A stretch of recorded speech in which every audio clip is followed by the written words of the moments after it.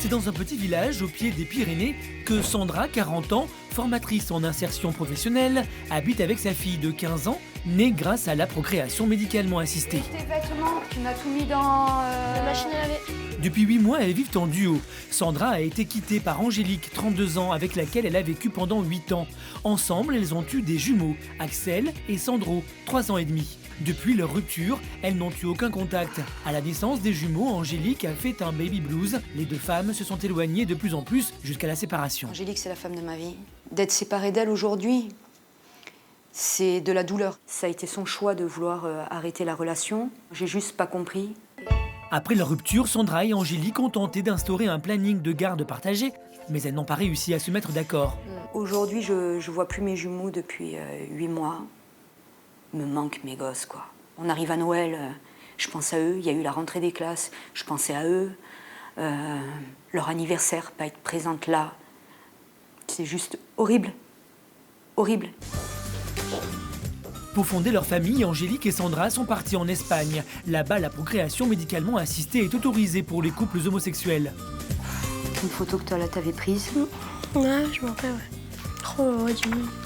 Angélique a porté les jumeaux. En France, elle est considérée comme leur unique parent. Sandra et sa fille regardent très souvent les albums de famille, témoins de leur bonheur passé, à 5, sous le même toit. Ça donne envie de reprendre contact. Ça fait 8 mois qu'on n'a pas de nouvelles. Je me sens absolument pas de faire le premier pas, non.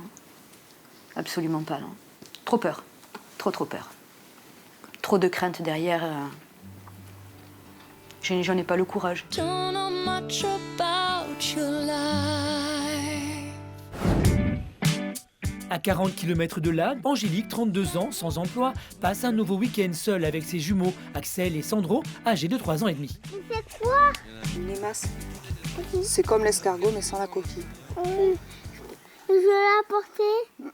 T'es sûr? N'aie pas peur. Voilà, on le pose, on le laisse tranquille. Ouais. Tu fais attention de ne pas y marcher dessus. De son côté, elle ne supporte plus la vie de maman solo. Mère célibataire avec des jumeaux, oui, c'est très difficile. C'est plus la vie de couple où on peut se reposer sur sa moitié et je me sens très seule. Je ne suis pas qu'une mère, je suis aussi une femme. Voilà, et ma vie de femme, il n'y en a plus. Allez, fort! Oui, super.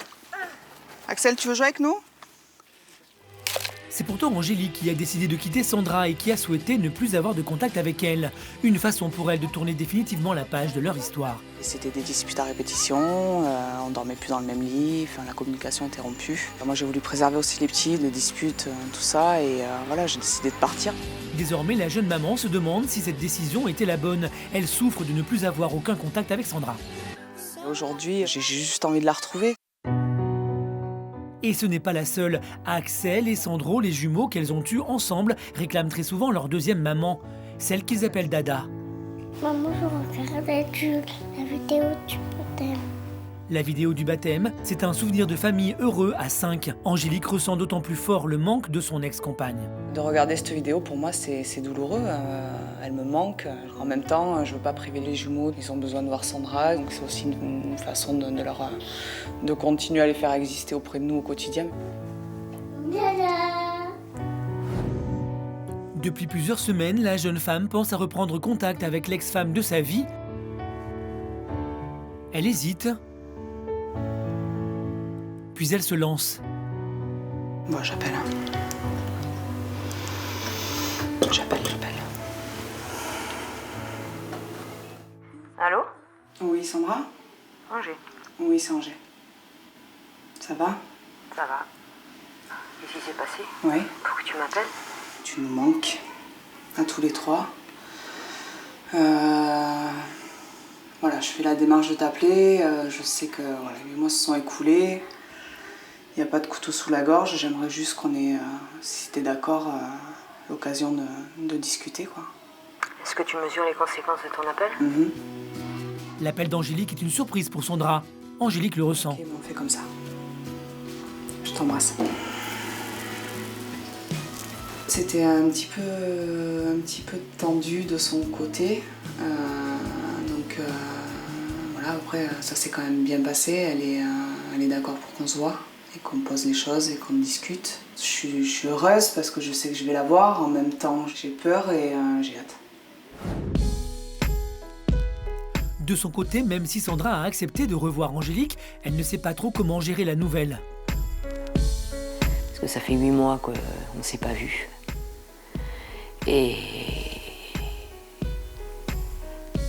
on passe pas un coup de téléphone comme ça. Elle était prête, moi je suis pas encore spécialement prête à... Enfin voilà, son appel il me bouleverse.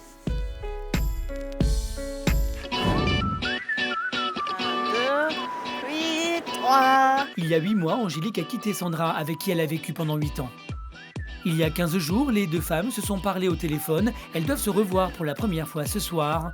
Un grand événement. Voilà. J'ai rendez-vous pour un soin du visage. Et pour l'occasion, Angélique a décidé de se refaire une beauté. Vous avez l'habitude de venir à l'institut? Du tout. Du tout? Je viens jamais en institut, c'est une grande première. D'accord. Sandra est en plein préparatif, c'est chez elle qu'a lieu la rencontre. Du poulpe. Elle adore le poulpe. Voilà, on va y... Ce soir, Sandra cuisine pour Angélique, la femme qu'elle aime. De son côté, Angélique a aussi une surprise de taille pour Sandra. Il y a quelques mois, elle a fait un bypass, une opération chirurgicale pour lutter contre son surpoids. J'ai perdu pas mal de poids aussi, donc je pense que voilà, ça va être une surprise pour elle, autant au niveau du poids que du reste. Sandra ignore qu'Angélique a perdu plus de 30 kilos ces 8 derniers mois. Elle ne sait pas à quoi s'attendre. J'ai la boule au ventre, c'est comme si c'était une première rencontre. On va laisser poser le masque pendant un quart d'heure et je reviens vous voir. Parfait. À 1 heure des retrouvailles, l'angoisse monte. Il faut que je rentre, que je prépare. Et voilà, j'aimerais faire quelque chose de bien. Et heureusement que je vais être occupée d'ailleurs avant qu'elle arrive, parce que sinon, je crois que ça y est, quoi, je serai déjà à moitié morte. Juste un peu de blues, un peu d'âme, 2-3 notes, une envie de... Voilà, c'est fini. Un peu de soul, et je m'en fous. Pour Sandra, l'heure tourne. Je voudrais pas être à la bourre, je voudrais que tout soit prêt quand elle arrive. Ok, ma puce? Je la sèche vraiment? Oui, tu la sèches vraiment, chérie. On n'a jamais séché la vaisselle. Eh ben, là, tu le fais. Il faut que t'arrêtes, hein. À 40 km de là, Angélique choisit sa tenue conseillée par son amie Brigitte. Tu mets la tunique noire. Avec le jean bleu. Non, celui-là, Angers. Celui-là, il te va nickel. Tu trouves pas qu'il sert trop, ça va? Non, nickel. Tu vas pas garder ses chaussures, Angélique. J'ai les bottes. Eh ben, tu mets les bottes, ça c'est quand même mieux. Chez Angélique, comme chez Sandra, le compte à rebours commence. Très bien, impeccable. T'es presque prête, toi, mon cœur? Oui. Ça y est, t'es prête? Ouais, c'est bon. Allez, c'est parti. Angélique est enfin prête. Chez Sandra, sa fille quitte le domicile familial pour laisser sa mère tranquillement avec Angélique. Ce soir, elle dormira chez une amie. Et bonne soirée? Passe une bonne soirée à toi aussi, chérie. Stresse pas trop, hein? Ça vient Non. de passer? Tu m'envoies des messages? Tu me tiens au courant? Oui, Ok, t'inquiète pas. je t'aime, bébé. Moi aussi. Bonne soirée, mon cœur. Bisous. Bisous, chérie.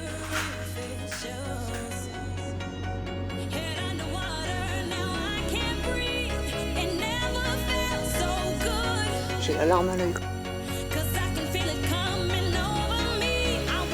Angélique arrive enfin.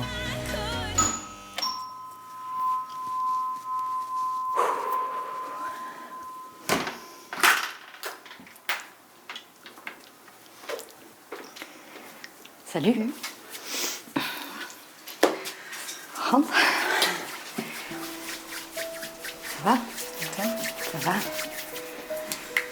Salut.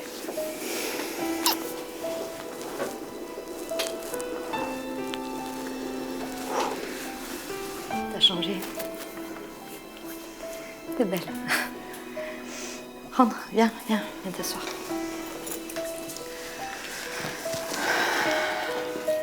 Installe-toi. Alors, qu'est-ce que tu deviens? Après quelques banalités, les deux femmes entrent dans le vif du sujet. À partir du moment où je suis tombée enceinte, tu m'as plus touchée. Je me suis dit, ça passera une fois que j'aurai accouché. C'est pas revenu. Si l'amour était toujours là, il y avait moins le désir. Moi, je t'ai toujours désiré. À la naissance des jumeaux, Angélique a fait une dépression et s'est réfugiée dans la nourriture. Elle a atteint 130 kilos, un sujet tabou entre elles. J'arrivais plus à sentir tes formes. Ouais, Ouais, donc le poids, vraiment. Ouais. Angélique a beaucoup souffert du manque de dialogue avec Sandra. On a accouché en ayant les jumeaux et en étant en plein baby blues, parce que j'ai deux petits en bas âge à la maison et que je suis larguée, parce que je sais pas comment on fait, et de t'entendre derrière moi, ça restera tout le temps, me dire tu les as maintenant, tu pleures. Dis-le mais différemment, même si c'est ce que tu penses mais déforme quoi. On n'a pas d'activité ensemble. J'étais en carence de ça, moi. De rien pouvoir partager avec toi. Ok, je l'entends. La fille de Sandra a aussi eu ce sentiment d'abandon. Quand les jumeaux sont arrivés, elle a eu l'impression de se sentir à l'écart. Parce que toi, avant les jumeaux, il y avait du temps pour elle. Angélique et Sandra savent qu'elles doivent faire des efforts pour sauver leur amour. J'ai envie de toi, j'ai envie des petits, j'ai envie de vous savoir auprès de nous. On en a besoin. Moi, j'ai les mêmes attentes et j'ai les mêmes envies, mais faut qu'on soit prêtes l'une et l'autre à faire des concessions, quoi. Moi, c'est le cas, sinon tu serais pas là.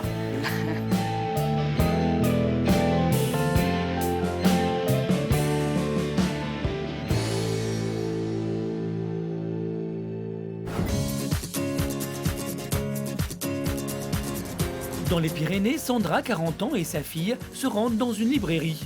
Leur objectif, dénicher des cadeaux pour le fils et la fille de Sandra. Elles ne les ont pas vus depuis plus de 8 mois, depuis que Sandra s'est séparée de sa compagne Angélique, la maman biologique des jumeaux. Tu choisis pour qui? Axel ou Sandro? Il y a une semaine, les deux ex se sont revus. Un vrai déclic. Dans quelques heures, Sandra reverra enfin ses enfants qui lui ont tant manqué. Je reste sur de vieux souvenirs avec Axel qui aime les animaux. Et Sandro, les avions, les camions. J'aimerais pouvoir acheter tout le magasin. Voilà. Et mais bon, on va y aller progressivement. Excusez-moi, madame. Oui. Bonjour. Dites-moi, je souhaiterais avoir un conseil sur des livres pour enfants. Vous allez leur lire? Ouais, une histoire à lire, ouais. D'accord. Alors, une petite histoire à lire. Pour un moment à partager avant d'aller au lit. Ou... D'accord. Après quelques hésitations, Sandra et sa fille ont fait leur choix. Je pense que ça va leur faire plaisir. Ah oui, j'espère, oui. À quelques kilomètres de là, Angélique, elle, déjeune avec les jumeaux avant leur retrouvaille avec Sandra. Après près d'1 an de séparation d'avec leur deuxième maman et leur grande sœur, les enfants ont hâte. On va aller au parc? Ouais, tu veux? Je veux aller. Tu veux y aller? Ouais. Mais non. On attend un peu, on va s'habiller. Et tu sais qui c'est qui va venir au parc? Qui c'est qui va venir? Dada. Dada? Dada avec qui? Avec ta grande sœur? T'es contente d'aller voir? Je vais aller maintenant. Tu veux y aller maintenant? T'es pressée? Angélique voulait un terrain neutre pour ses premières retrouvailles. C'est donc au parc qu'elle a fixé le rendez-vous. Sur le chemin, ils passent devant leur ancienne maison familiale, une maison pleine de souvenirs. C'est la maison d'avant? Ouais, tu te rappelles? C'était quoi le volet bleu? C'était la chambre à qui? À moi. Et voilà, ça reste douloureux de passer devant la maison, mais voilà, ça donne beaucoup d'espoir pour l'avenir, quoi. Sandra et sa fille arrivent enfin. Tout ému, je les aperçois, ils sont là-bas. Et voilà, c'est juste puissant. Puissant, puissant.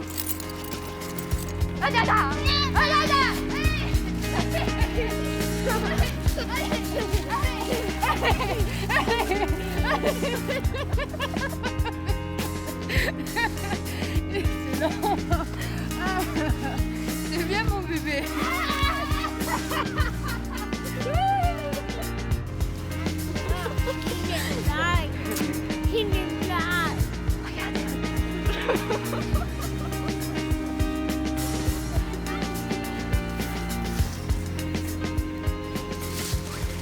Salut.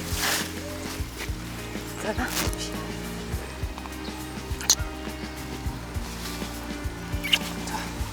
Ça va? Ça va? C'est bon de les voir? Changer? Changer, non. Non, ils ont grandi. Ah, et c'est bon de les voir. Et c'est bon de les voir tous les trois ensemble. D'accord. Et notre vie, elle est vraiment là. Notre vie, c'est vraiment ça. Je t'en demande pas mieux. Tu le sais. C'est cool. Comme c'est cool, c'est cool. Je suis très heureuse.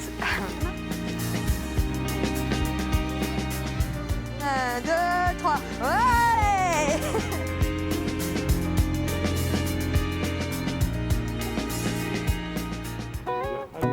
Suite à ces grandes retrouvailles, la tribu se réunit chez Angélique pour un goûter en famille. L'occasion pour Sandra d'offrir aux jumeaux les cadeaux achetés le matin même. C'est pour qui celui-là? À moi. Ça c'est un petit truc de fille. Et moi? C'est qui la fille? À moi. C'est toi la fille? Pour les garçons. Ah. C'est pour Pour Sandra, ces retrouvailles ne laissent aucune place au doute. Ma vie, moi, elle est là. Elle est là avec eux et je la conçois vraiment pas autrement que de partager leur quotidien du 1er janvier au 31 décembre. Et pour voilà, c'est juste ça. C'est ma famille. Notre famille. Les deux femmes savent qu'elles ont du chemin à parcourir pour vivre à nouveau ensemble. Angélique, 30 ans, maman de jumeaux de 3 ans et demi, est en plein préparatif. Ça, tu la mets toi dans la valise, mon cœur? Depuis ses retrouvailles avec son ex, Sandra, 40 ans, la deuxième maman des jumeaux, les deux femmes ont repris une relation et veulent réunir leur famille. Ce soir, Angélique amène sa première valise chez Sandra, une étape cruciale. C'est la page de 8 mois de solitude avec les petits qui va se tourner pour ouvrir la page de notre chapitre, nous 5 en famille, avec Sandra. Grâce à un bypass et à un régime strict, Angélique s'est encore amincie. Elle a perdu 60 kilos en 10 mois. Si son surpoids a joué un rôle dans sa rupture, c'est désormais un problème résolu. On va prendre le nouvel ensemble que maman va montrer à Dada. Vu la perte de poids, on va pas s'en priver. On y va? Oui. Ouais, allez, c'est parti. Chez Dada.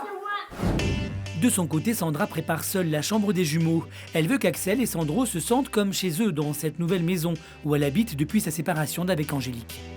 Encore des histoires parce qu'ils adorent les histoires. Et c'est heureuse que Sandra vient ouvrir à Angélique et aux jumeaux.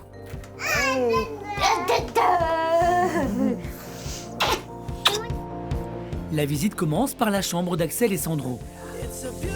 Mais en tout cas, t'as super bien aménagé la chambre. Ils vont vraiment se plaire, quoi. Ils vont passer une bonne première nuit. T'as fait du bon boulot. On va poser les affaires. Allez. À présent, c'est vers la chambre de Sandra que les deux mamans se dirigent et une petite surprise y attend Angélique. Oh, j'avais pas vu. C'est très très joli. Très sympa. Ça te plaît? Bien sûr que ça me plaît. Merci beaucoup. Avant cette première nuit chez Sandra, les mamans lisent une histoire aux petits. Demain, ils fêteront Noël à 5.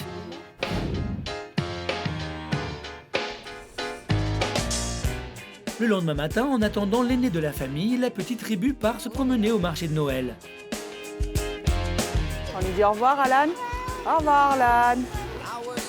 La cabane du Père Noël. Ça y est. Ah, on le met là. Allez, encore.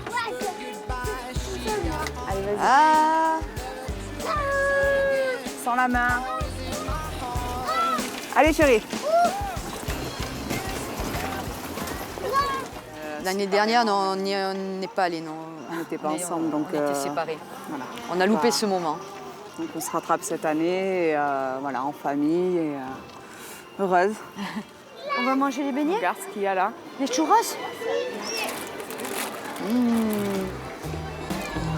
Parti. On va passer par là maintenant. Il y a un an, Sandra et sa fille fêtaient Noël toutes les deux, seules et tristes. Cette année, l'événement est beaucoup plus joyeux.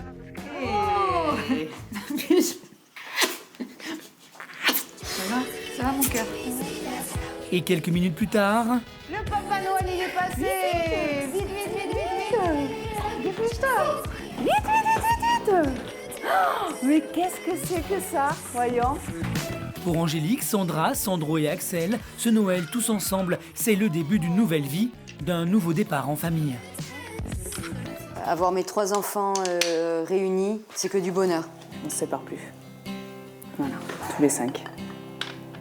Si les deux femmes se laissent encore du temps, peu à peu, Angélique espère pouvoir apporter ses affaires et celles des jumeaux chez Sandra. Elles espèrent réemménager ensemble dans les mois à venir.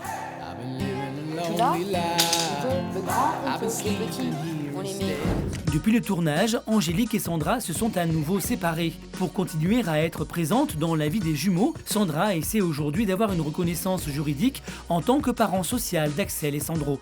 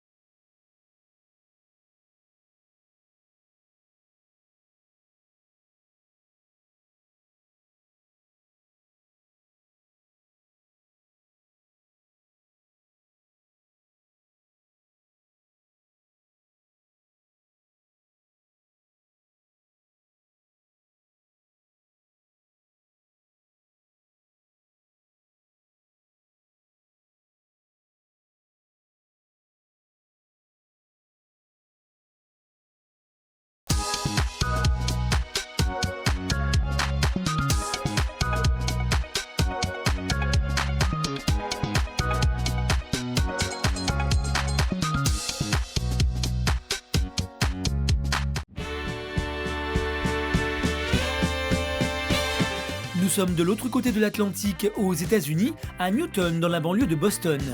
Tu veux voir papa essayer? C'est ici que vivent Bruce, 45 ans, manager, et David, 47 ans, directeur d'une agence de consulting. En couple depuis 19 ans et mariés depuis 8 ans, Bruce et David sont les deux papas de Marie, 6 ans. Pour les deux hommes, avoir une famille a toujours été primordial. Bruce a même arrêté de travailler pendant 2 ans à la naissance de Marie. Ouais, merci. Regarde mes cartes. Waouh. Marie appelle Bruce papa et David daddy. Allez, c'est parti. Je peux commencer? Vas-y. Marie, qu'est-ce que ça te fait d'avoir 2 papas? Qu'est-ce que tu préfères dans le fait d'avoir 2 papas? Ça fait qu'on a plein de bonbons. On a des bonbons, oui. Mais derrière cette vie heureuse se cache pourtant une blessure. Marie est née jumelle. Sa sœur, Hailey, est décédée juste avant leur 2e anniversaire. Que représente ce tableau, Marie? C'est ma main et celle d'Ellie. Oui, c'était l'hôpital. À qui est celle-ci? Là, c'est ma main et là, c'est celle d'Ellie. Ouais.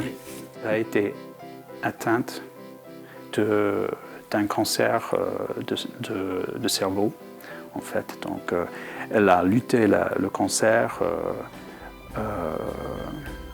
héroïquement, mais malheureusement, on a perdu de ce cancer.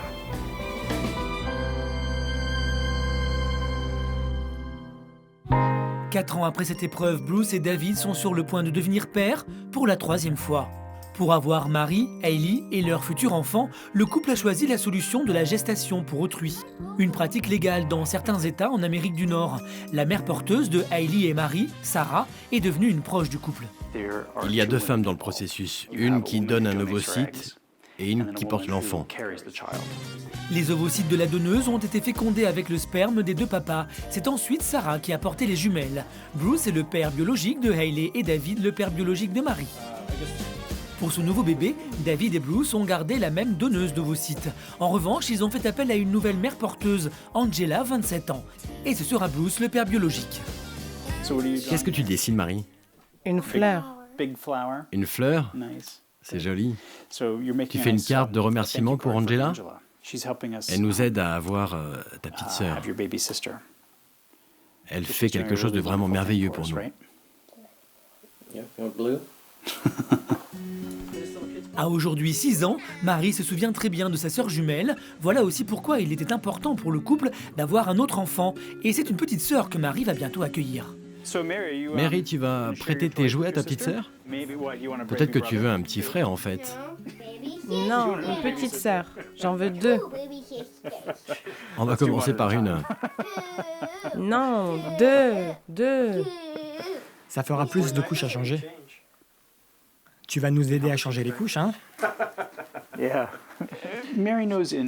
Marie sait qu'elle n'a pas été portée par ses papas. Elle nous demande souvent d'où elle vient. Elle sait que ce n'est pas de nos ventres. Le terme est prévu pour dans 15 jours. Le bébé peut donc maintenant arriver à n'importe quel moment. C'est un stress pour les futurs papas qui habitent à plus de 600 km du domicile de la mère porteuse et de l'hôpital où cette dernière doit accoucher. Je suis un peu nerveux. J'espère que le téléphone ne sonnera pas aujourd'hui. Qu'est-ce que ça te fait l'arrivée de ta petite sœur? Tu es heureuse? Moi aussi.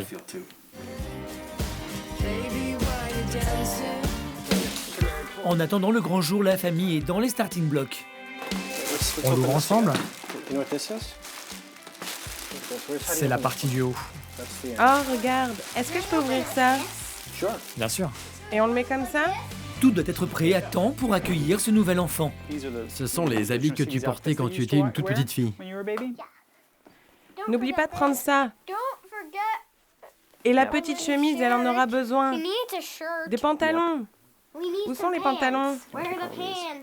Tu te rends compte que tu faisais cette taille? Non.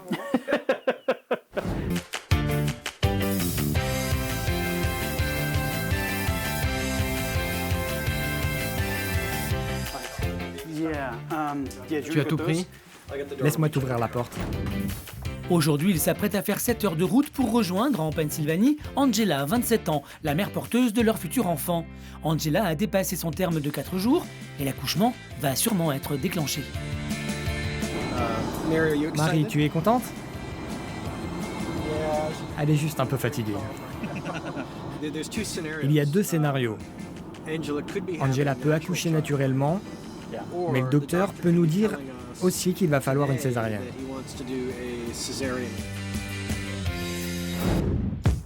À peine arrivés, les papas et leur petite fille Marie, 6 ans, rejoignent Angela qui doit faire une échographie de contrôle. Dans quelques heures, ils seront fixés quant à la date de l'accouchement. Elle bouge? Oui, elle bouge. Tu as eu des contractions? J'en ai eu pas mal ce matin. Angela est mariée et déjà maman d'un petit Austin de 4 ans. C'est la 2e fois qu'elle porte l'enfant d'un autre couple. Bruce et David sont entrés en contact avec elle par l'intermédiaire d'une agence de mères porteuses. Avoir ce 2e enfant aura coûté au couple environ 100 000 €. La gestation pour autrui, ce sera la 2e fois pour toi comme pour nous. Mais cette fois, c'est un peu différent. Je ne sais pas comment c'est passé pour toi la première fois. Pour David et moi, c'était très stressant parce qu'on n'y connaissait rien. Cette fois-ci, on est beaucoup plus serein. Tu l'as déjà fait, on l'a déjà fait, bref, c'est beaucoup plus facile.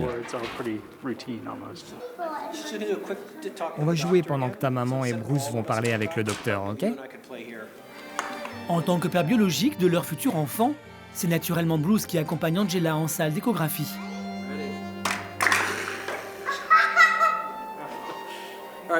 Allez, range tout, ok?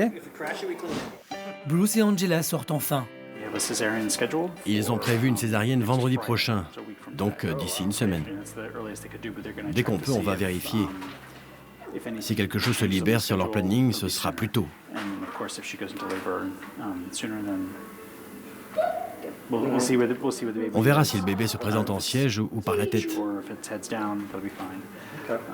Ça va bien se passer. On y est quoi? Elle bouge beaucoup. Hein? Oui, elle bouge. Oui, ils l'ont réveillée. Les papas et la mère porteuse espéraient un accouchement naturel, mais le bébé se présente par le siège. La césarienne est envisagée. Sa tête est là et le bas du corps est ici. Ouais, bien sûr. Il faut que sa tête soit en bas.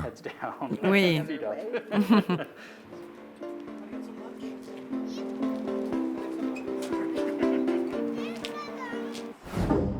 En attendant le grand jour, la famille va rester chez Karen, la mère de Bruce. Cette dernière habite à Silver Spring, à 2 heures de l'hôpital où aura lieu la naissance.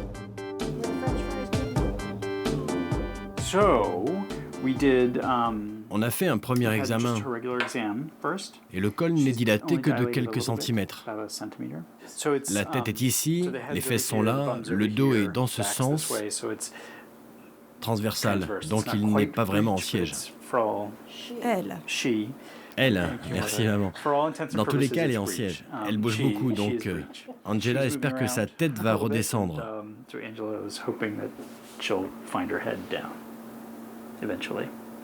Bien, voilà tout ce qu'on sait. Donc on attend. On attend encore et encore. jusqu'à ce qu'elle accouche. Stressé, Blues vérifie pour la 4e fois qu'il n'a rien oublié dans le trousseau de naissance. L'appareil photo, très important. Un petit cadeau pour Angela. Quand un couple fait appel à une mère porteuse, il y a un papier très important à ne pas oublier le jour de l'accouchement, l'acte de parentalité. Ce papier ici dit que, en fait, David et moi, nous sommes les parents, les pères de l'enfant. C'est pas Angela qui est la mère, c'est nous deux, David et moi. Aujourd'hui, Bruce et David attendent impatiemment de pouvoir tenir leur petite fille dans leurs bras. Pendant que Karen garde Marie, ils s'accordent une balade à deux, mais les conversations tournent toujours autour du même sujet, l'arrivée du futur bébé. Je n'arrive pas à croire qu'il y a encore des choses que tu n'aies pas achetées. J'ai les couches, l'acte de parentalité, les biberons. J'ai aussi pris la couverture, la poussette, quasi tout ce qu'il faut. Les jouets de Marie? Oui, les jouets de Marie aussi. On a juste besoin de body pour bébé. En centre-ville, on devrait trouver facilement. Ouais, je pense, parfait. Ok, parfait. Plus que quelques jours avant l'accouchement d'Angela, la famille tente de s'occuper du mieux qu'elle peut, mais la naissance est trop présente dans leur esprit. Il y a 6 ans, Bruce et David ont fait appel à une mère porteuse pour devenir parents. Aujourd'hui, de nouveau, grâce à une mère porteuse, le couple se prépare à agrandir à nouveau la famille. Je vais demander si elle est déjà arrivée. C'est le grand jour pour toute la famille. Depuis la dernière échographie, le bébé se présente toujours par le siège. La césarienne a donc été programmée pour ce matin. Bonjour, heureux de te voir. Tu te sens comment? Bien. Impatiente? Oui, vous aussi, non? Ouais, bien sûr. Angela, toujours accompagnée de son fils Austin, âgé de 4 ans, va bientôt donner naissance à la petite sœur de Marie et rendre possible le rêve de Bruce et David d'agrandir leur famille.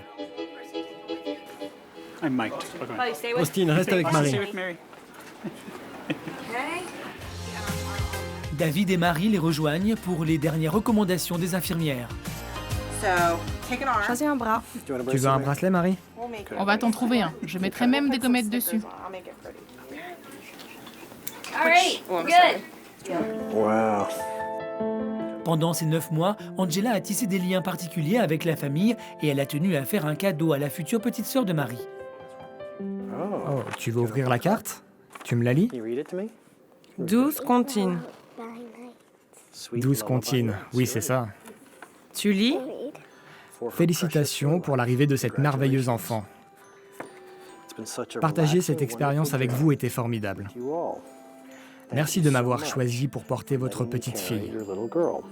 Très affectueusement, Angela. C'est magnifique, merci beaucoup. On va la mettre dans notre album de naissance. Il est temps pour David et Marie de quitter Angela. C'est Bruce qui sera avec elle en salle d'accouchement. On va déjeuner et après, tu seras une grande sœur. Et ils vont faire de super papas. Ils s'occupent très bien de Mary. C'est complètement naturel pour eux. L'important, c'est l'amour. Un couple homo peut élever un enfant aussi bien qu'un homme et une femme le feraient. Pour Angela, ce n'est plus qu'une question de temps.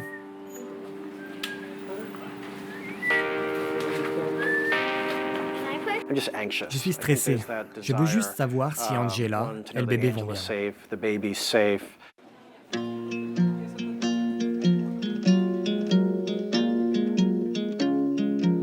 Après plus d'1 heure d'attente, Bruce arrive enfin.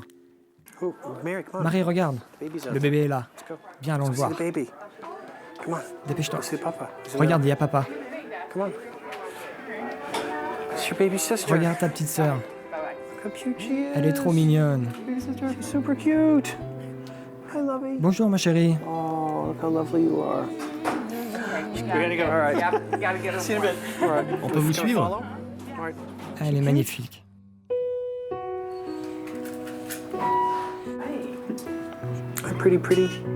Regarde ses yeux qui s'ouvrent.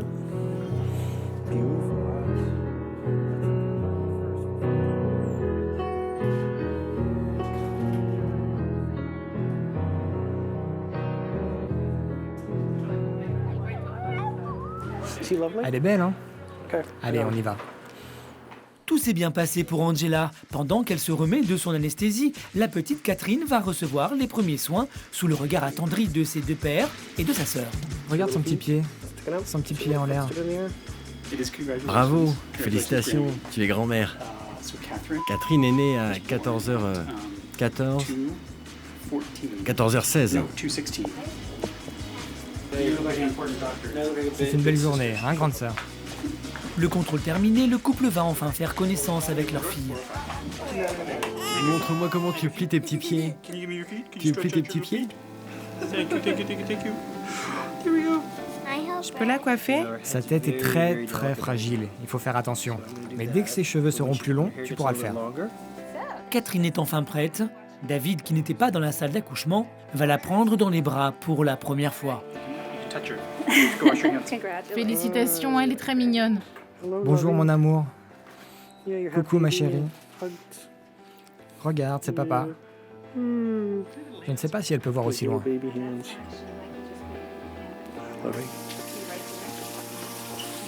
Regarde, c'est papa. Coucou ma chérie.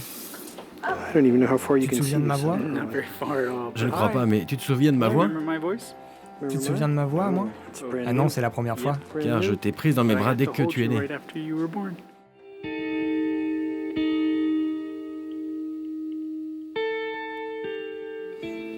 Elle est magnifique.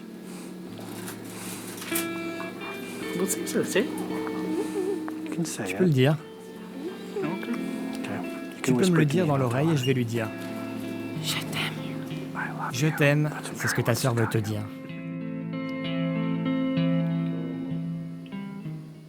Pour Bruce, David et Marie, rien n'aurait été possible sans Angela. C'est avec émotion qu'ils viennent la retrouver avec la petite Catherine.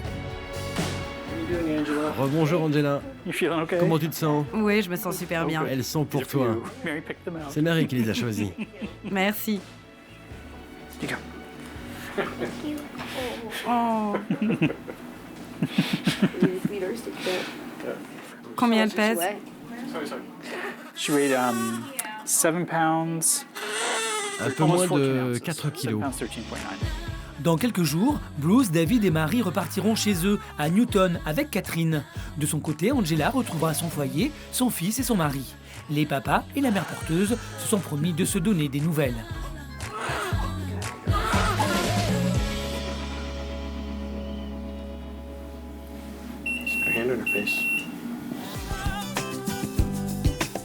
Depuis 2 semaines, la famille s'est agrandie avec l'arrivée de Catherine, elle aussi conçue grâce à la procréation par autrui. Je ne pense pas qu'elle est très faim. Ne lui donne pas tout le biberon. C'est un grand jour pour la famille. Tous les deux protestants, il était très important pour Bruce et David de faire baptiser leur fille à l'église. Une tradition familiale, mais aussi une façon de présenter Catherine à la famille et aux amis. Catherine, je te baptise maintenant au nom du Père et du Fils et du Saint-Esprit. Tu es nerveuse?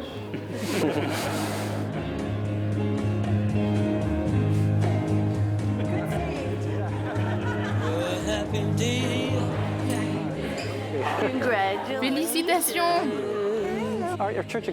Notre église ne voit pas d'inconvénient à ce que 2 pères baptisent leur fille. Nous avons 2 marraines. Elle sera donc guidée par ses 2 papas et ses 2 marraines. Pour célébrer la naissance de Catherine et son arrivée dans la famille, Kim, la meilleure amie de David, leur a préparé une surprise et organisé une grande fête. Regarde ta petite fille. Dis bonjour à Cathy. Fais-lui un bisou. Amis, famille, tout le monde a fait le déplacement pour faire la connaissance de Catherine. Coucou chérie, tu es un papa formidable. Et personne n'est venu les mains vides. Ça vient d'où, ça? Paris? Paris. C'est un très joli chapeau. Voilà. Et quand on demande aux invités ce qu'ils ont pensé de Catherine, Catherine est une jolie petite fille. Elle ressemble à son papa Bruce. C'est une jolie et merveilleuse petite fille. Oh, je la trouve vraiment adorable. Elle est petite. baptême, présentation à la famille, pour Bruce et David, cette journée restera à jamais gravée dans leur esprit. Cet enfant réaffirme notre relation, notre complicité. C'est l'aboutissement d'un long chemin pour nous, car ce n'est pas quelque chose qui pouvait arriver par accident. On passe tout notre temps avec elle. Nous avons pris tous les deux un congé parental. Mary est en vacances, donc toute notre vie tourne autour de Catherine en ce moment. Je ne sais pas si nous aurons d'autres enfants, mais il ne faut jamais dire jamais.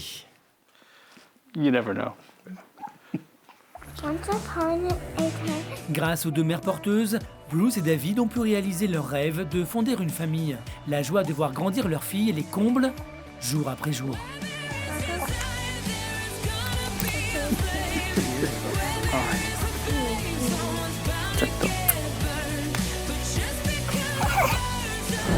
Depuis le tournage, chez Bruce et David, la petite Catherine fait la joie de toute la famille. Le couple et Angela, la mère porteuse, sont restés en contact et se donnent régulièrement des nouvelles.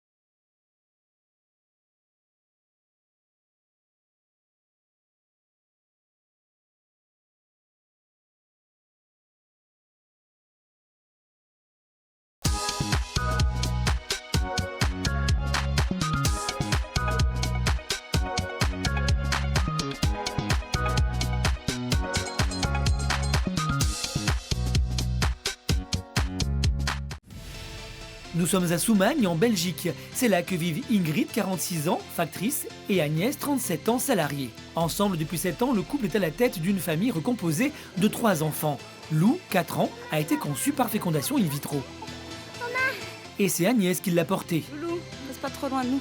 Mégane, 18 ans, et Romain, 16 ans, sont les enfants d'Ingrid, issus d'une première union hétérosexuelle. Le couple vit sous le même toit depuis 5 ans. J'avais 30 ans quand j'ai rencontré Ingrid. Je venais de les fêter. Arrête hein. Contrairement à Agnès, Ingrid n'a pas toujours assumé son homosexualité. Regarde. À 26 ans, elle se marie et tombe rapidement enceinte de Mégane, puis de Romain. Voilà.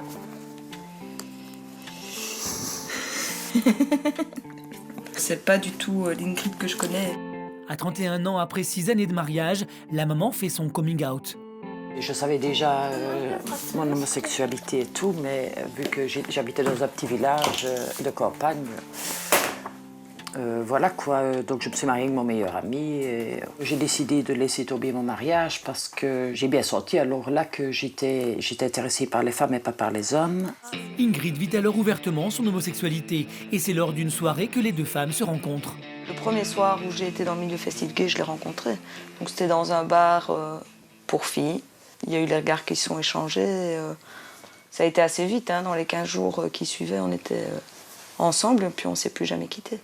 Quand Agnès rencontre Ingrid, Romain a 10 ans et Mégane 12 ans. La jeune femme devient leur belle-mère. J'ai su tout de suite qu'elle avait des enfants. Ça ne m'a pas fait peur parce que je ne me rendais pas compte. Malgré beaucoup d'efforts, Agnès a du mal à apprivoiser Romain. De son côté, l'ado est tout juste cordial avec elle et ça fait 7 ans que ça dure. J'accepte pas trop l'autorité d'Agnès. Oui, je me suis déjà battu avec Agnès. Je ne me souviens plus. Pour quelle raison? Une situation qui n'empêche pas Ingrid et Agnès de faire des projets. Le couple a décidé de légitimer son union auprès de tous et se marie dans une semaine. C'est différent de la robe de mariée. Ouais, je préfère. Ouais.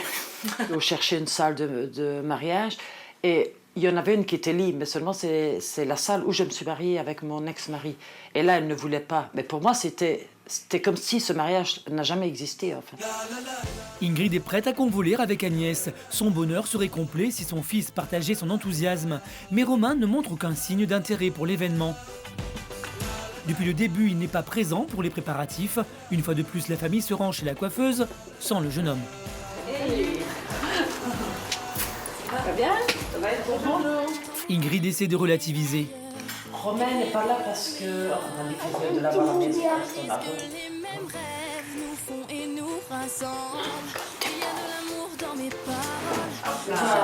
C'est super beau. Oh mon Dieu, que tu es beau, mon amour.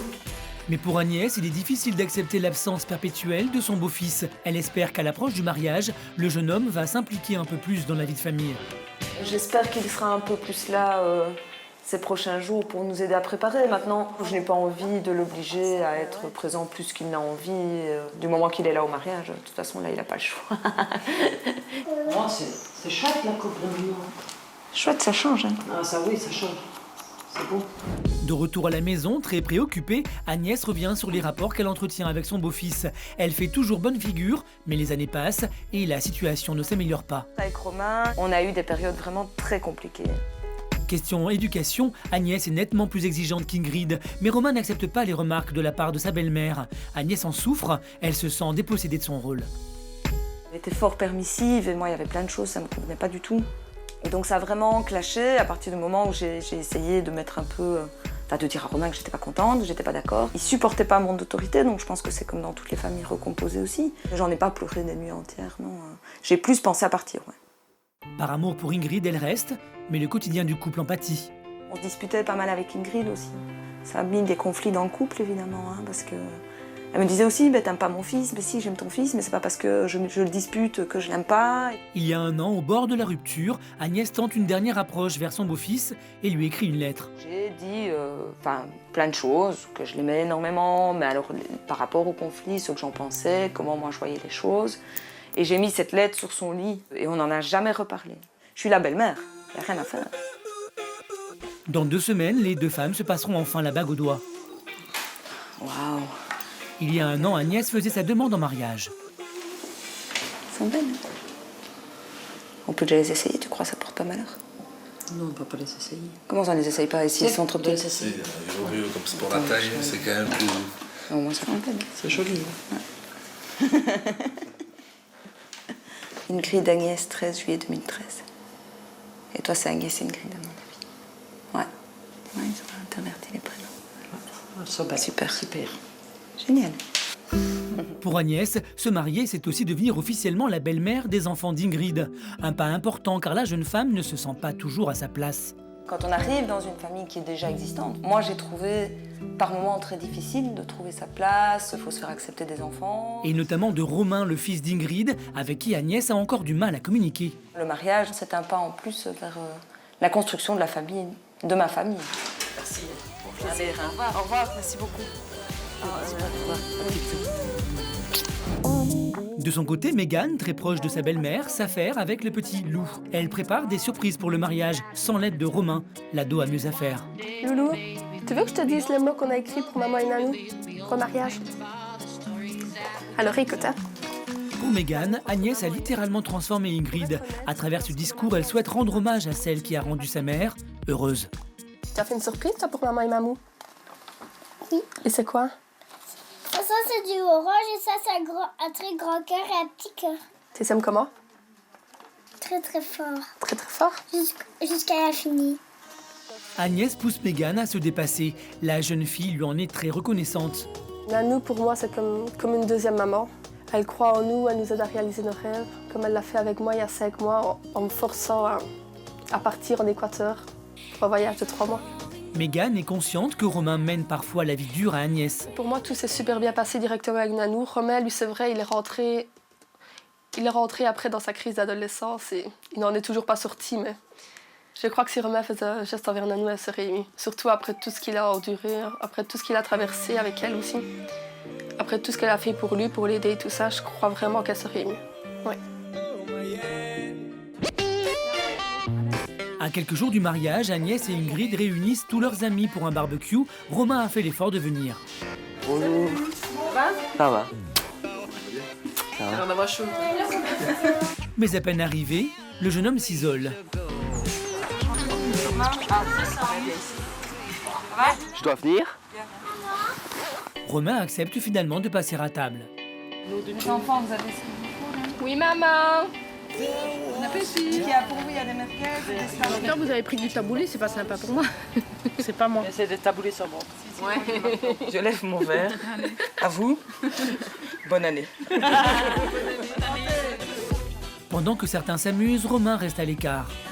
J'aime pas trop les déjeuners en famille, je préfère m'amuser avec mes copains. Et quand on lui parle des préparatifs du mariage de sa mère... Ma sœur, elle m'a dit qu'on avait préparé un truc, mais je ne sais plus ce que c'est. Romain a accepté le coming out de sa mère, mais il ne s'entend pas avec Agnès. Le jeune homme se rebelle constamment. Nanou, elle est beaucoup plus stricte que maman, par exemple avec la cigarette, avec l'école aussi. Pourtant, il y a 1 an, Agnès, sa belle-mère, a fait un pas vers lui et lui a écrit une longue lettre lui expliquant son mal-être face à son comportement.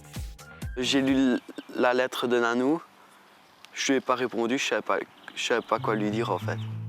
Quand j'ai lu la lettre, elle avait quand même raison sur pas mal de points. Il a conscience que sans réponse, sa relation avec Agnès ne pourra pas s'améliorer. Ouais, je pense que je vais y réfléchir.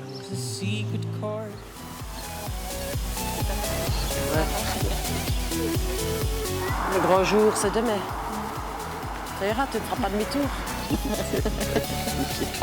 Romain, l'adolescent de la famille, ne s'implique toujours pas dans la préparation de l'événement. Introverti, il n'adresse presque pas la parole à sa belle-mère Agnès. Démunie face à la situation, c'est auprès de Laurence, sa meilleure amie, qu'Agnès va chercher conseil. Installe-toi. Ouais, attends, je vais prendre ça parce que... Tiens, comme d'habitude, l'arrivée d'Agnès dans la vie d'Ingrid, c'était pas évident.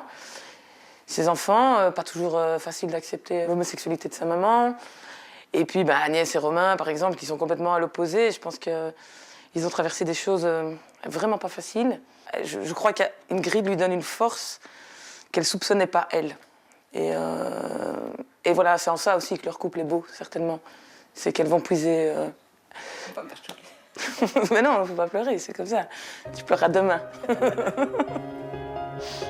Le comportement de Romain n'empêche pas Agnès d'avoir beaucoup d'affection pour son beau-fils. Elle aimerait vraiment que le mariage soit un nouveau départ dans leur relation. C'est vraiment un renforcement des liens, moi avec Ingrid, mais des liens familiaux en règle générale. Cette situation n'empêchera pas Agnès de se marier demain. Elle se rend à son dernier essayage pour la robe. Bonjour Isa. Aurélie et Laurence, les témoins d'Agnès, l'accompagnent. Mais pour Ingrid, interdiction de voir la robe de la mariée avant le jour J. On va pouvoir voir la robe. Isabelle, amie et costumière de théâtre, doit encore finaliser certains détails. C'est magnifique. Dans 24 heures, tu dis oui, là. 24 heures, il est 11. Ouais. On essaye? Oui, hein, on va essayer. Pour les tenues, Agnès a laissé libre cours à l'imagination d'Isabelle. Mettez-moi. Elles sont belles, hein? Elles sont belles. Tu préfères n'importe quoi. J'essaie de ne pas trop anticiper sur demain, sur le mariage, parce que ça me stresse beaucoup. Je sais pas ce que vous ressentez toutes les deux. Vous n'êtes pas stressée du tout? Stressée, toi, Laurent? À fond. T'es pas stressée, toi? Non, ça va aller. Tu mens. Meghan arrive seule à l'essayage pour soutenir sa future belle-mère. C'est magnifique. Ça va très bien. Merci. Si j'étais lesbienne, je t'épouserais. Salut. Bonjour, ça va? Interdite d'essayage, c'est avec Michel, l'organisateur, qu'Ingrid va faire les dernières vérifications dans la salle où aura lieu demain la fête du mariage. On va voir? Oui, on va voir, bien sûr, viens. Ah, waouh. Ah oui, t'as bien avancé. Oui. Je regarde un peu la table. Voilà, donc ici on arrive dans la partie bar. On préparer et servir les boissons pendant la journée et toute la soirée aussi. Hein. Est-ce que tu penses que les enfants ont préparé une surprise pour demain pour vous? Quelque chose de spécial ou pas du tout? Une surprise, ça m'étonnerait, ils n'y auront pas pensé. Meghan peut-être, mais Romain, ça m'étonnerait. Enfin, on verra bien. Ouais, on verra bien. Et pourtant, Romain prépare bel et bien une surprise. Elle n'est pas destinée à sa mère, mais à Agnès. Il veut répondre à la lettre que sa belle-mère lui a écrite il y a près d'1 an. Elle m'a beaucoup aidé à l'école quand j'étais plus jeune. Même s'il a tendance à l'oublier, Agnès a toujours été là pour lui. Parfois, il y a un peu un manque de communication entre nous. Et avec ce mot, ça va peut-être changer. Quoi le papier? C'est un mot pour ta maman.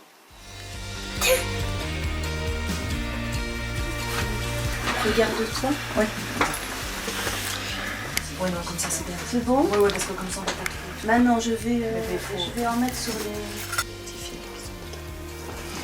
Est-ce que j'ai du Je crois que je ne sais pas mettre du récit, du truc à quelqu'un d'autre. Dès que j'ai fini avec Agnès, je vais m'en occuper. La jeune femme est sur le point d'épouser sa compagne depuis 7 ans, Ingrid, 46 ans. Ben, je me sens un peu stressée aujourd'hui. Ensemble, elles sont mamans de Lou et vivent avec Meghan et Romain, les 2 grands enfants d'Ingrid, nés d'une précédente union hétérosexuelle. Ça va? Tu es prêt? T'es stressée? Pour Agnès, ce mariage est un acte d'amour, mais aussi l'espoir d'un nouveau départ avec Romain, en conflit avec sa belle-mère depuis plusieurs années. Pas mon raisin, je peux te couper. Agnès apparaît enfin. Oh là là là là. Quelque chose. Regarde ma manche. C'est pas ça. C'est des étoiles. Des étoiles. J'ai en train de trouver quelque chose que j'ai acheté au cours. Waouh. Allez, viens. Après 7 ans de vie commune, Agnès et Ingrid vont enfin officialiser leur union. Romain, allez. N'oublie pas la garde.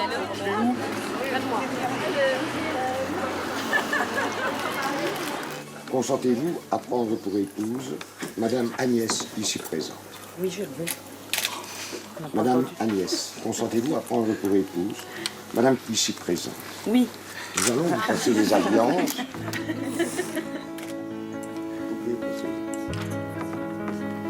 Voilà. Au nom de la loi, je vous déclare unis par le lien du mariage. Maintenant, d'ailleurs, pour vous embrasser, vous ne devez plus demander l'autorisation à personne, vous pouvez. Voilà.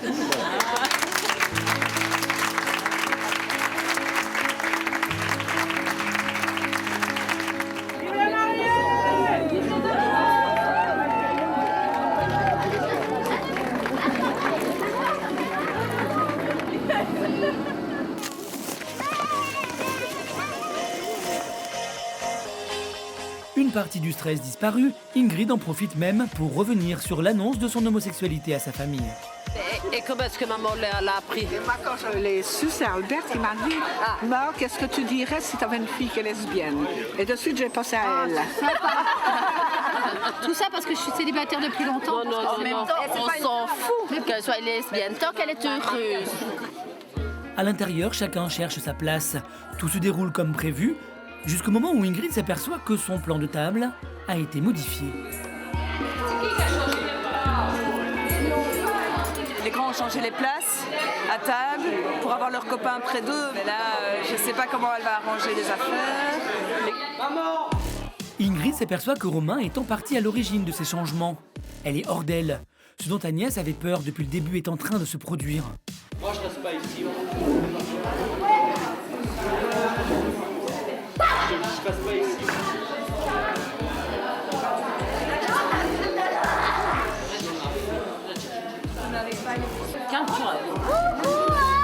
L'attitude de Romain est en train de gâcher la fête au point qu'Ingrid fait sortir le jeune homme de la salle pour le calmer. L'oncle du jeune homme décide d'intervenir et d'essayer de raisonner Romain sur son comportement. De son côté, Agnès console sa compagne et continue les festivités. Rien ne doit lui gâcher cette journée. Car grâce à vous deux, je crois à l'amour. Car vous nous prouvez encore ici aujourd'hui que tout est possible en amour et dans la vie. Vous vous êtes trouvés pour, espérons-le, ne jamais vous séparer. Et félicitations à vous deux.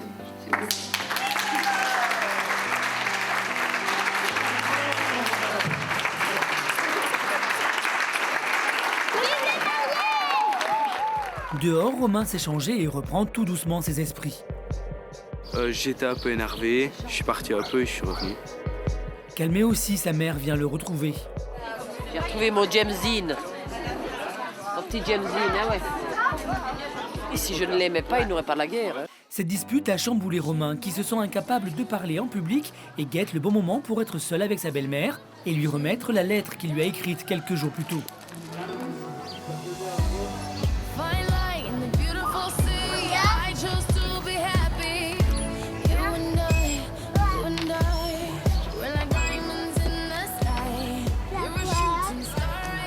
Nanou, tu es une belle-mère extraordinaire.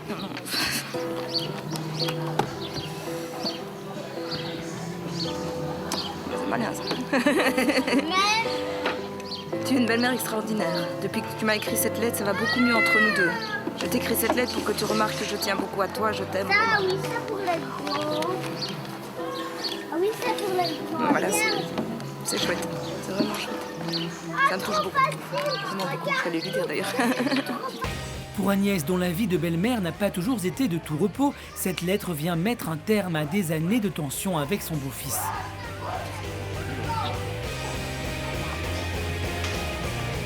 Ingrid, elle, nage dans le bonheur. La femme qu'elle aime et son fils ont enfin réussi à se parler. Je suis très contente du déroulement de la journée.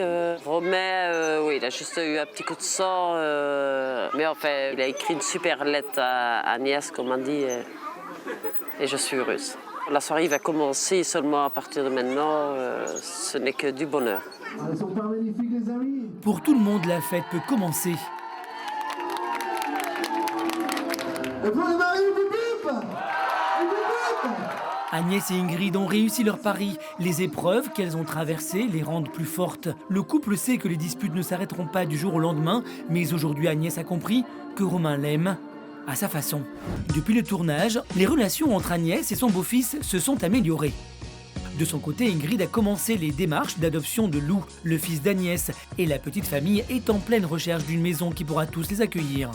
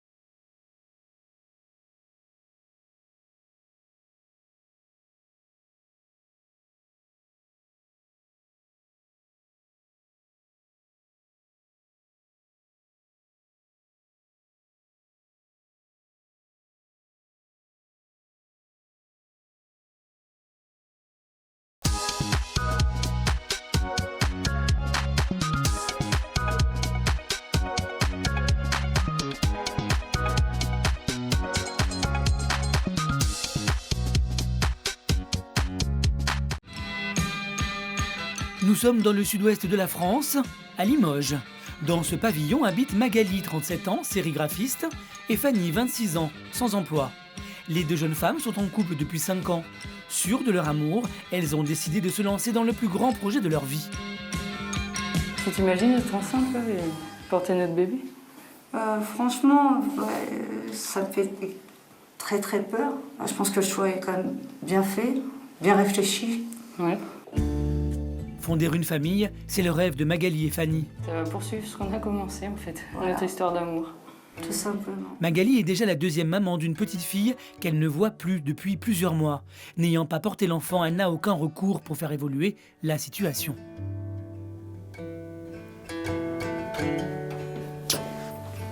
C'est comme elle compte, quoi. Ah ouais. Mais moi aussi, il me manque. C'est un grand vide. L'absence de sa première fille est un crève-cœur pour Magali. Elle souhaite désormais plus que tout croire en leur avenir, à elle. Elles ont opté pour la solution de la coparentalité. L'enfant aura donc 2 mamans et un papa.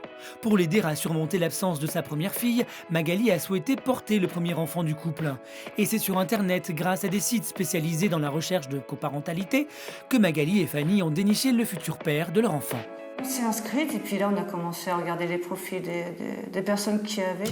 Magali et Fanny souhaitent réaliser une insémination artisanale, une technique qui consiste à introduire une seringue contenant le don de sperme dans l'utérus de la future mère sans qu'il y ait de rapport sexuel. Elles ont choisi le futur papa sur des critères bien précis, notamment l'âge.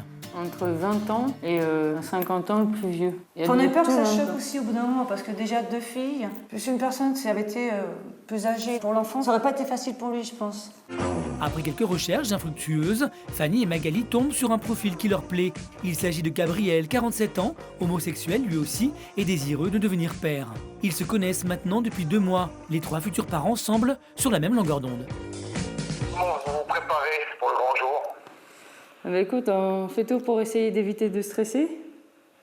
Déjà. On en parle beaucoup surtout. T'es pas stressé toi peut-être?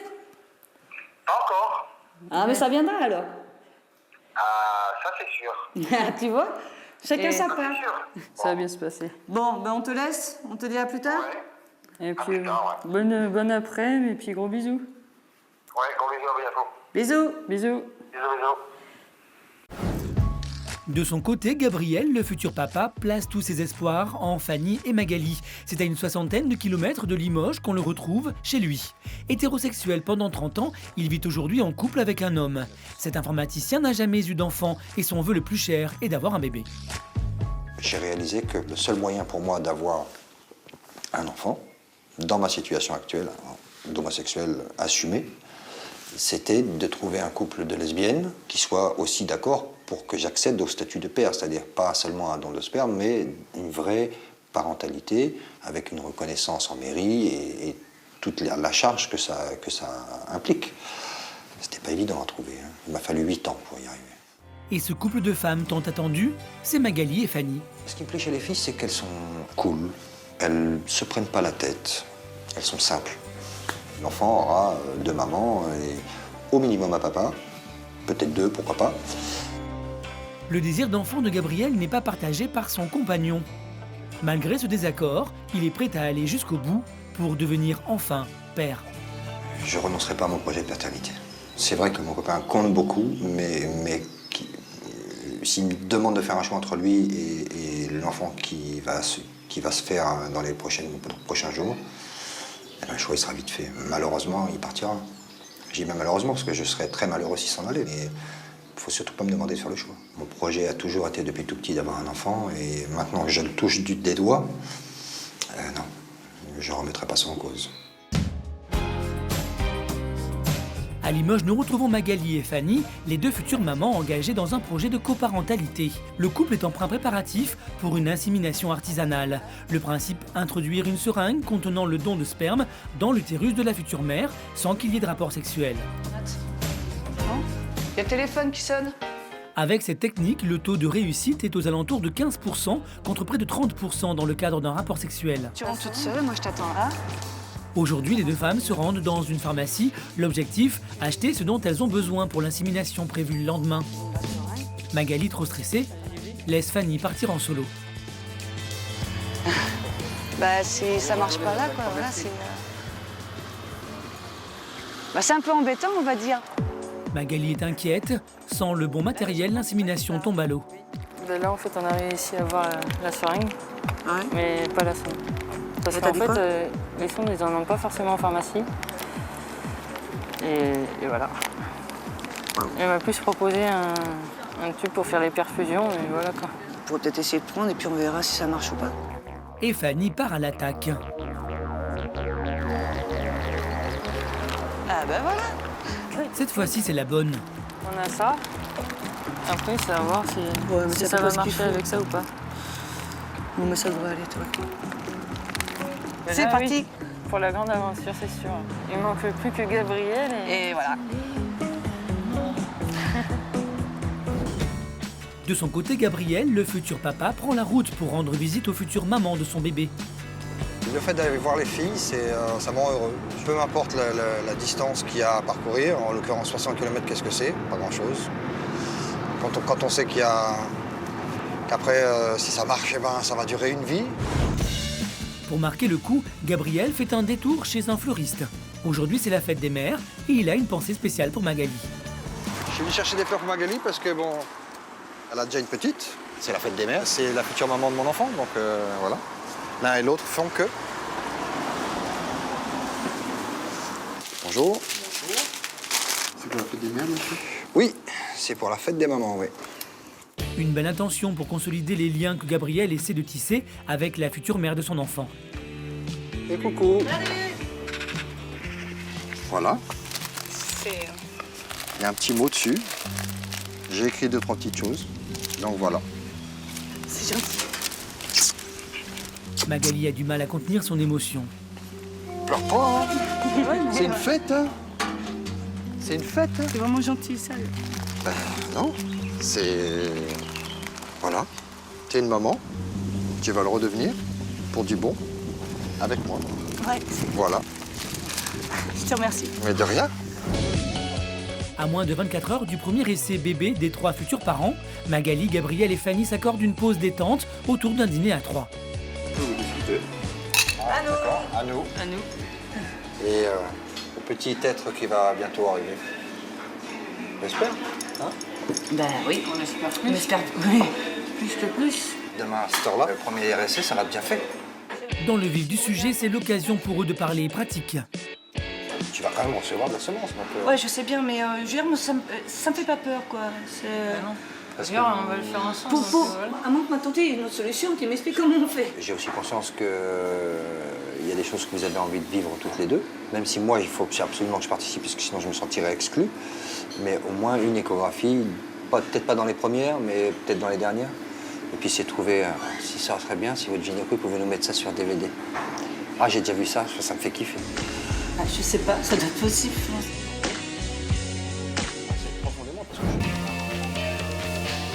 Près de Limoges, Gabriel s'apprête à rejoindre Magali et Fanny, le couple homosexuel avec lequel il a choisi de fonder sa famille. Aujourd'hui, il doit leur donner son sperme pour une insémination artisanale. C'est la première fois qu'il se lance dans une telle démarche. Ça flageole un peu dans les jambes, mais bon, à part ça, je suis pressé diète. Et dans l'ordinateur portable, il y a des films à ne pas mettre entre toutes les mains. Le compagnon de Gabriel a décidé de ne pas le soutenir dans son projet.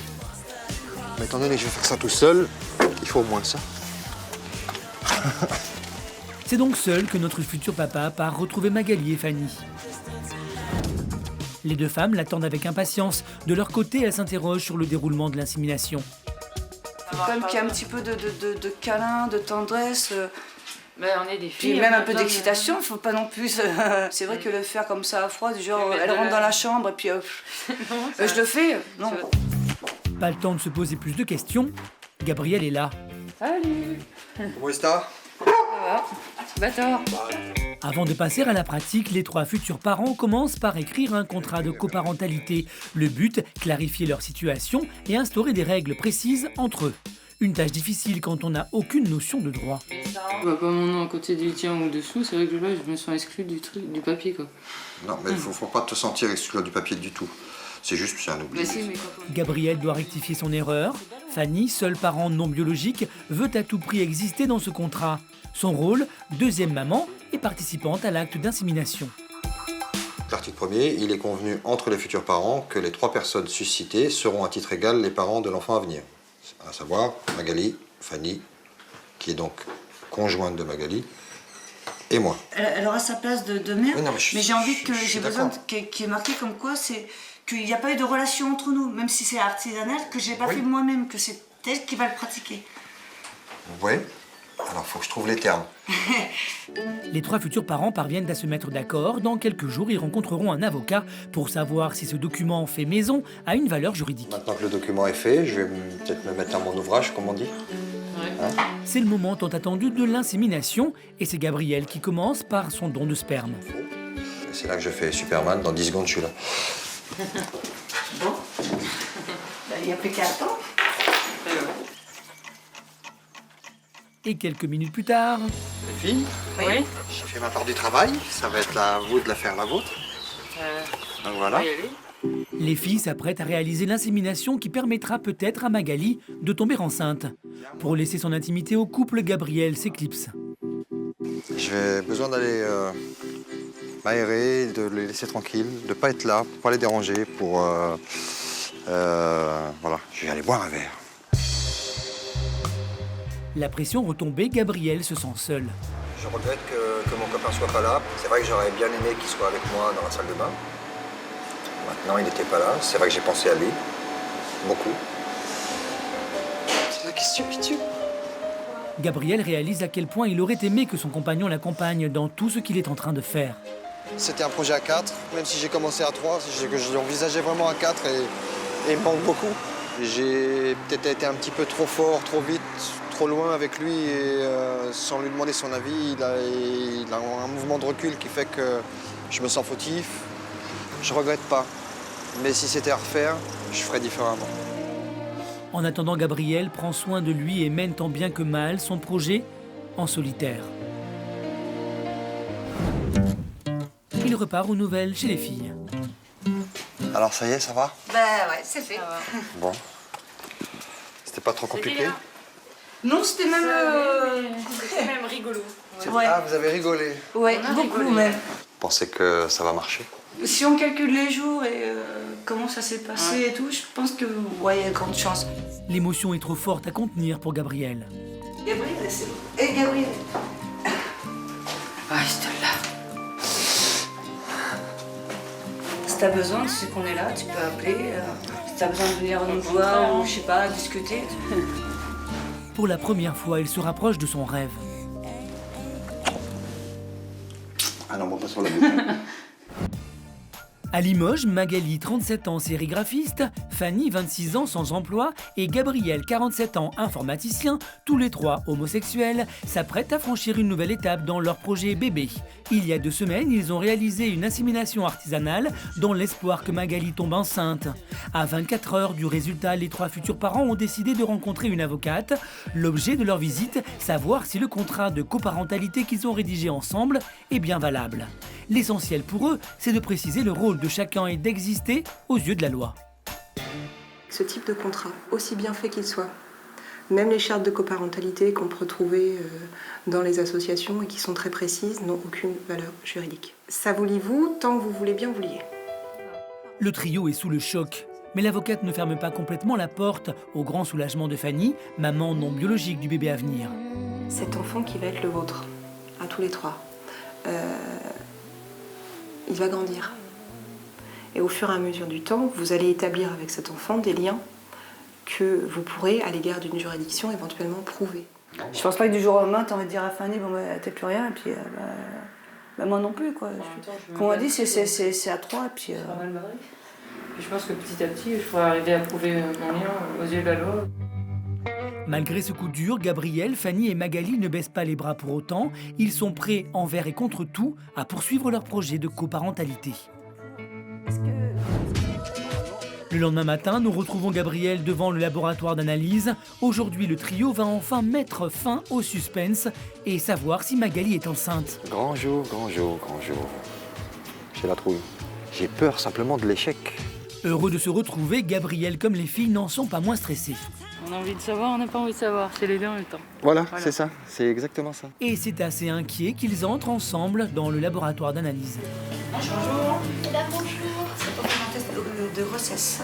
Je vous laisse patienter à côté en salle d'attente. On va venir pour la prise de sang. Merci. Je vous les confie. Prenez-en soin. Fanny suit de près sa compagne pour la soutenir. C'est moi qui suis supposée avoir peur, hein, je te rappelle. Mais dans le cabinet, Fanny n'emmène pas large.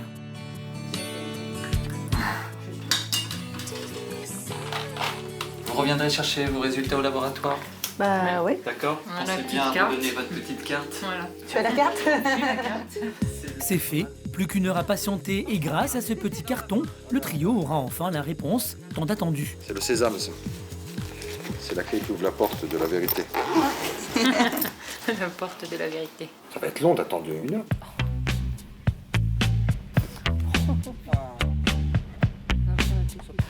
C'est le petit carton. Oui. Super. Enfin en possession du résultat, sous la pression, personne n'ose ouvrir l'enveloppe. Alors, qui l'ouvre? Pas moi, allez-y. Entre vous deux. Allez, je te laisse l'honneur de l'ouvrir. Non, faut pas la déchirer. Ça veut dire quoi? Je sais pas. Seuil de détection. C'est marqué si c'est positif ou négatif. Eh bien, nous ne savons toujours pas. Hein. Je suis complètement halluciné. Là. Attendez, soit bon ou pas bon, et en fait, là, on se retrouve avec un truc qu'on comprend rien. C'est donc avec le résultat en main, mais sans la réponse, que le trio rentre une nouvelle fois dans le laboratoire. En fait, on n'arrive pas à comprendre les termes. Ce test est négatif. C'en est trop pour Magali, elle qui se voyait déjà enceinte est très déçue. J'ai bien récupéré le papier malgré tout. Quelques minutes plus tard, les deux femmes tentent de relativiser du mieux qu'elles peuvent, malgré leur déception. Fatigue de la semaine aussi. Ouais, je crois aussi. On a vu cette table.